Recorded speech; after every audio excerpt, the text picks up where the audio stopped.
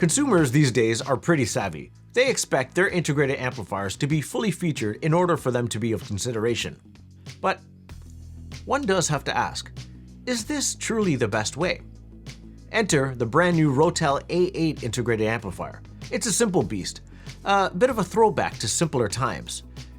It's a stripped down, bare bones integrated amplifier, 30 watts per channel into 8 ohms, class AB, tone controls, 3 RCA inputs, 1 phono input, and that's it.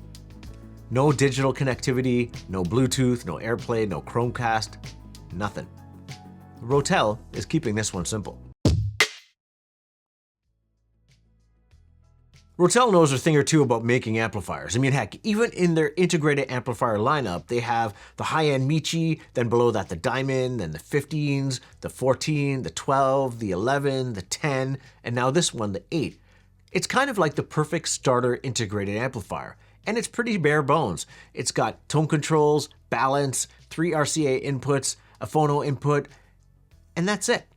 It's 30 watts per channel into 8 ohms, 40 into 4. It retails for $449 US, $399 in the UK. And when I think about it, like, a stripped down amplifier is what I bought. Like my trusty NAD 326 BEE that I bought over a decade ago. The ugly 326 was dead simple. 8 RCA inputs, no phono input, tone controls, and pre-outs. It was everything I needed back then, and I still use it to this day. And if I ever need to connect like an outboard DAC, I use the DAC Magic 200M and I just plug that in and ta-da, I have digital connectivity. If I want to add a phono preamp, I can do that too. And if that amp had all the available digital connectivity back then, a lot of the connectivity would be rendered obsolete in the current day, rendering a lot of that amplifier useless. So maybe the approach of buying something under spec pays dividends in the future.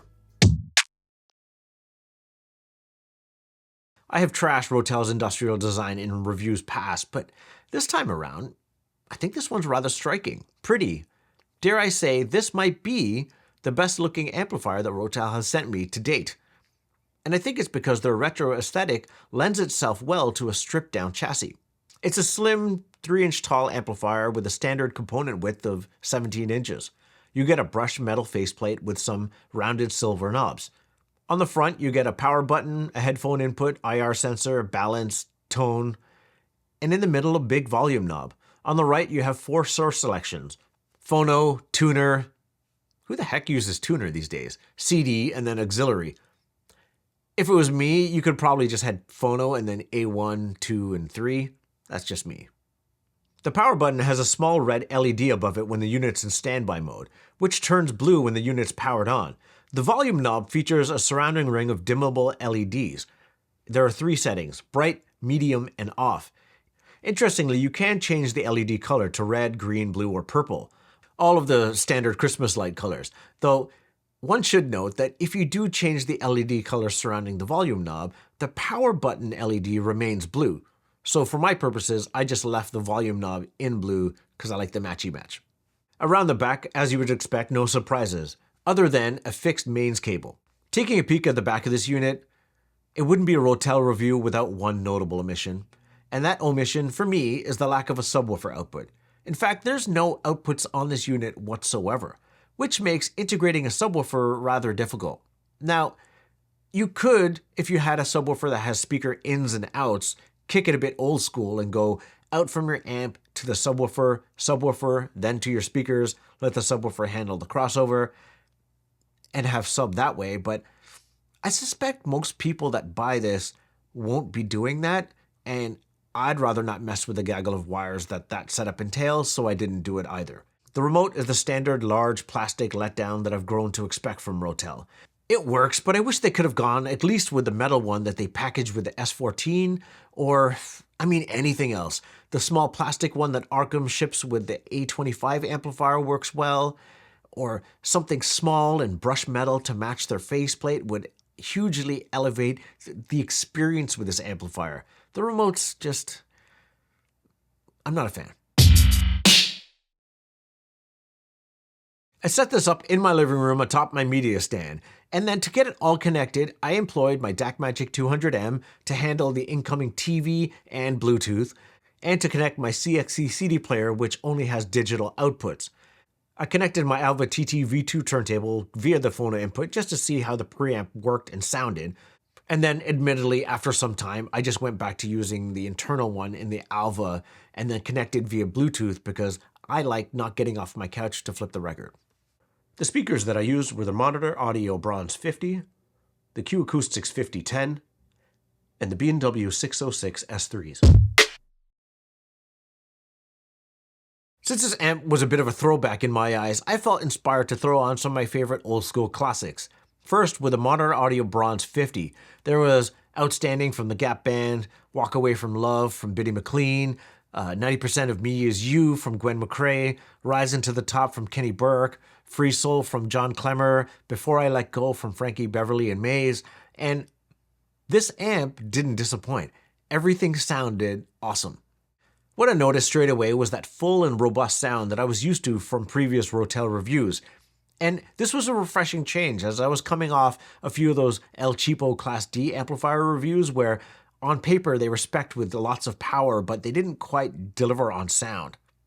The Bronze 50 admittedly surprised me. It sounded bigger and more spacious than I expected it to. And given the fact that I wasn't listening to music that required a sub, I was just able to enjoy the fullness and vastness of the soundstage that was presented. The 5010 came across bigger than I expected as well. It has similar dimensions, but has a deeper and more inert cabinet. The mid-bass driver on that speaker is a thing of beauty. Vocals sounded so much more beautiful and sweet. Playing 90% of Me Is You was instant reload. Her vocals just sounded so much more natural and had more body.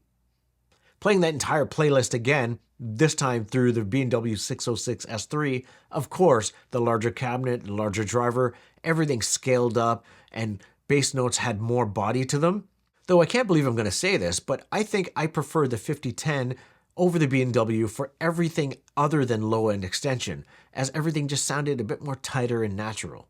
Where everything changed though was when I inevitably just switched genres and played some drum and bass. This is where the B&W 606 S3s took over, followed by the Bronze 50 from Monitor Audio. These two speakers paired with the Rotel just seemed to have more excitement and were less restrained overall.